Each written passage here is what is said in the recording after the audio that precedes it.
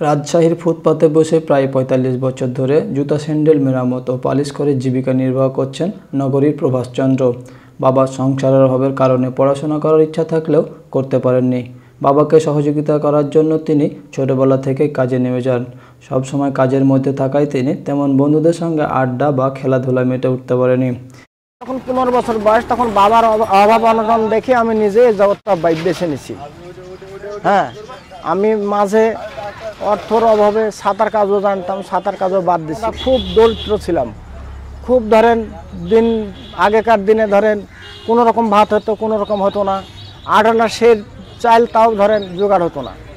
এখন 50 টাকা সেরের চাউল ভাত আমরা খাই দেয় আমাদের বাল বাচ্চা মানুষ করে। পুরাতন জুতা টোতা শিখি, মানে কিনে ভাঙড়ি বটিন কিনে আসি, হয়তো 20 টাকা কিনি, 50 টাকা বিক্রি করি। এইভাবেই যে আমি জীবিকা নির্বাহ আস্তে আস্তে করতে করতে ঢাকার থেকে কয়টা ধরেন অল্প কিছু পুঁজি মাল টাল দিয়ে আসি, বেচা কেনা করি, এখান থেকেও কিনি, এরকম করে ধরেন জীবিকা নির্ভর করি।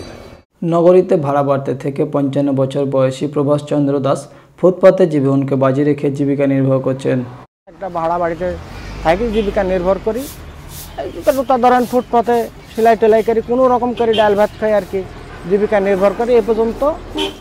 প্রভাস চন্দ্র দাস এই পেশাতে থেকে তিনি একটি জুতা স্যান্ডেলের দোকান দেওয়ার স্বপ্ন দেখেছিলেন, কিন্তু সংসার ও মূলধনের অভাবে তা সম্ভব হয়নি। তবে কোনোরকম একটি ফুটপাতের দোকান দিয়ে জুতা স্যান্ডেলের মেরামতের পাশাপাশি নিজের তৈরিকৃত জুতা স্যান্ডেল বেচাকেনা করেন। জীবনে কাজের শুরু ছাতা মেরামতের কাজ দিয়ে, হয়তোবা শেষ হবে জুতা স্যান্ডেল মেরামতের কাজের মধ্য দিয়ে।